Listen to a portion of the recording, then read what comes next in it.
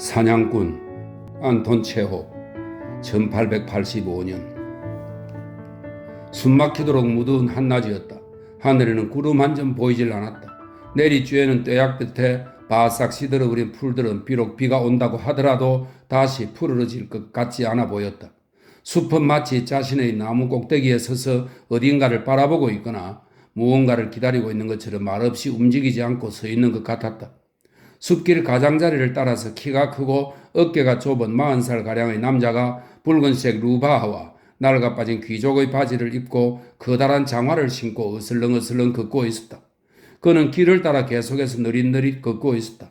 오른쪽으로는 푸르른 숲길이 길게 뻗어 있었고 왼쪽으로는 때이른 호밀밭의 황금 물결이 지평선 끝까지 펼쳐져 있었다.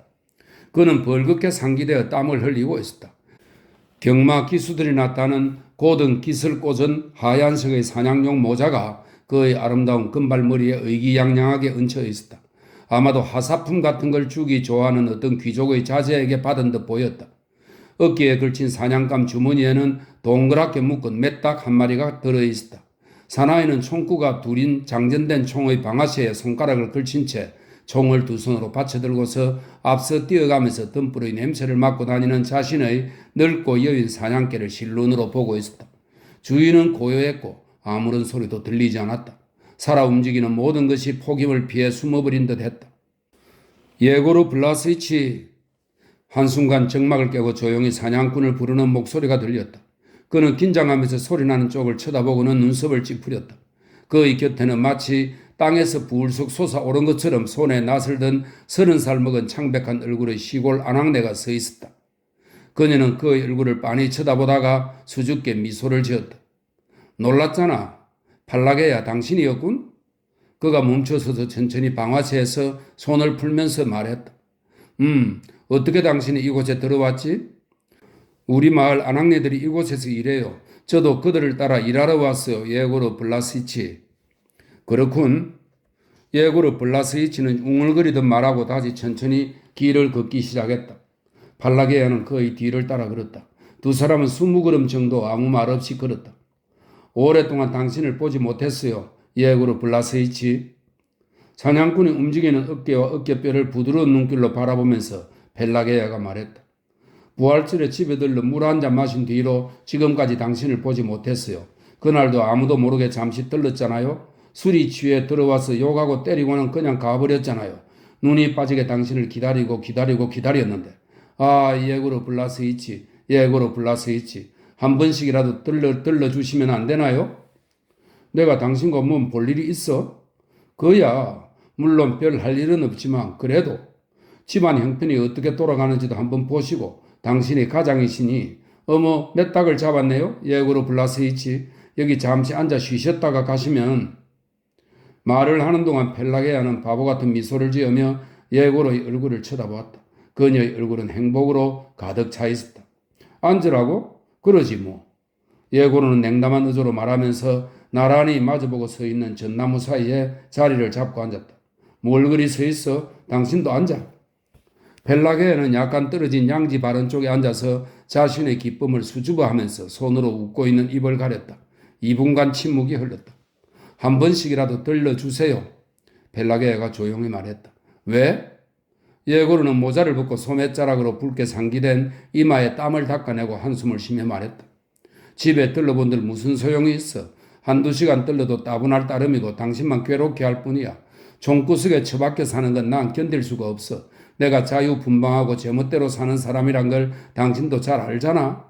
내가 사는 수준을 맞추려면 침대도 있어야 하고 좋은 차도 마셔야 하고 수준 높은 대화도 필요한데 당신과 당신이 사는 곳은 가난에 찌들려 있고 그 어른밖에 없으니 나는 그런 곳에서 하루도 못 살아. 만일 당신과 함께 그곳에서 살아야 된다는 명령이 떨어진다면 나는 아마 집을 불태워버리거나 자살해버릴 거야. 어릴 적부터 천방지축 같은 기질이 자리 잡고 있어서 이젠 어쩔 수가 없어. 지금은 어디에 묵고 계세요? 드미트리 이바노이치라는 지주나리 댁에서 사냥 일을 하고 있어. 야생 고기를 좋아해서 대드리고 있지만 나를 때리고 있다는 자체에 만족을 느끼고 계시지. 당신 일이 품위 있는 일은 아니군요. 예고르 블라스이치. 사람들은 사냥을 오락거리로 여기는데 당신은 그것을 기술이나 직업으로 여기고 있으니 이런 바보 같은 여편네야 당신은 이해 못해. 예고르는 꿈을 꾸듯 하늘을 바라보며 말했다. 내가 어떤 사람인지 당신은 지금까지도 이해하지 못했고 앞으로 죽을 때까지도 이해 못할 거야. 당신이 보기에 내가 미친 사람이나 방랑하는 사람처럼 보이겠지만 나를 이해하는 사람들에게 나는 어찌됐든 최고의 사냥꾼이야. 나으리들은 이것을 알고 심지어 잡지에 나에 대한 기사를 내기도 했어. 사냥술에 대해서는 어떤 사람도 나랑 비교될 수 없지. 내가 시골에 처박혀 살기 싫은 이유는 자유분방한 기질 때문도 아니고 그렇다고 자부심 때문도 아니야. 나는 태어날 때부터 총과 사냥개를 빼고는 아무것도 알지 못했어. 총을 뺏어가면 낚시도구를 사용했고 낚시도구를 뺏어가면 맨손으로라도 해냈어. 돈이 좀 있을 때는 이리저리 시장을 돌아다니면서 말장사도 좀 해봤지. 당신도 알겠지만 만일 남자가 사냥이나 말장사 같은 걸 한다면 한 곳에 정착해서 사는 생활과는 이별이라는 얘기지. 일단 인간의 마음에 자유로운 영혼이 깃들면 그 무엇으로도 뽑아낼 수 없어.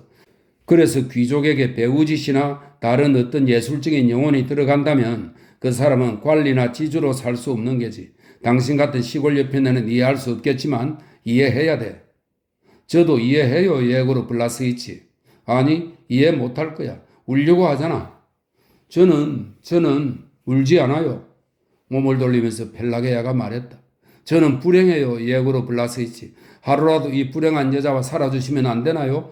당신한테 시집 온 지 10여 년이 넘었는데 우리 사이에는 한 번도 사랑이란 게 없었어요.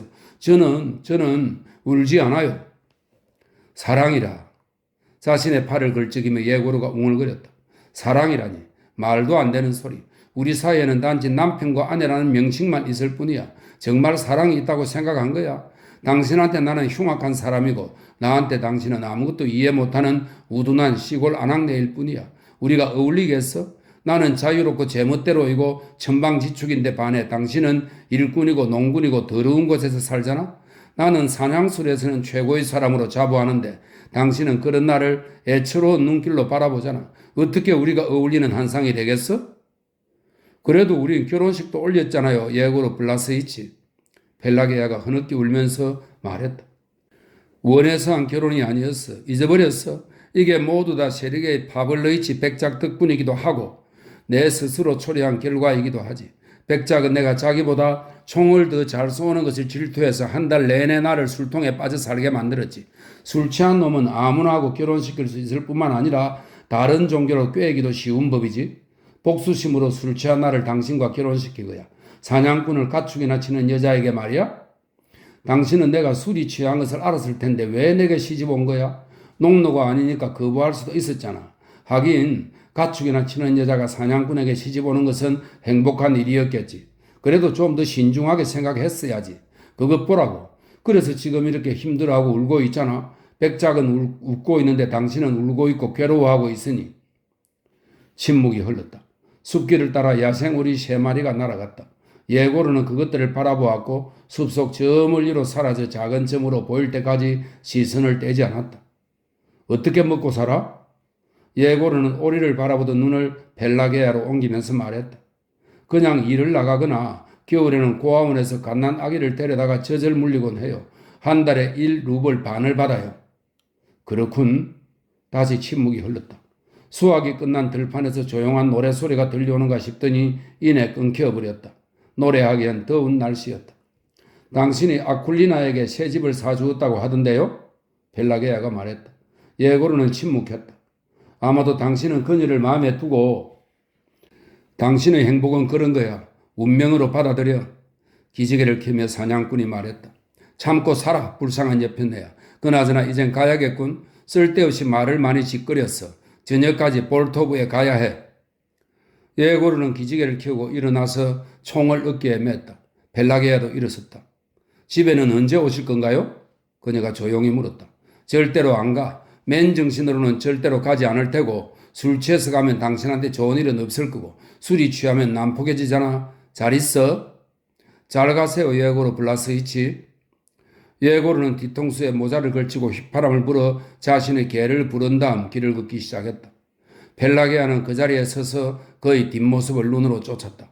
그녀는 그의 움직이는 어깨뼈와 남성미 넘치는 뒷덜미, 느릿느릿하고 태평스러운 걸음걸이를 보고 있었다. 그녀의 눈에는 슬픔과 온화한 사랑이 가득 차 있었다. 그녀는 눈으로 키가 크고 여인 남편의 모습을 쫓아달리며 사랑스럽고 응석 부리고 싶은 마음으로 그를 바라보았다. 그는 마치 이러한 시선을 알아채기라도 한 듯 멈춰 서서 그녀를 쳐다보았다. 그는 아무 말도 하지 않았지만 그의 표정과 올라간 어깨로 미루어보아 벨라케아에게 무언가를 말하고 싶어 하는 듯 했다. 그녀는 수줍게 그에게 다가가서 애원하는 눈길로 그를 바라보았다. 이거 받아. 몸을 돌리면서 그가 말했다. 그는 꾸깃꾸깃한 1루블짜리 지폐 한 장을 그녀에게 주더니 재빨리 떠나버렸다.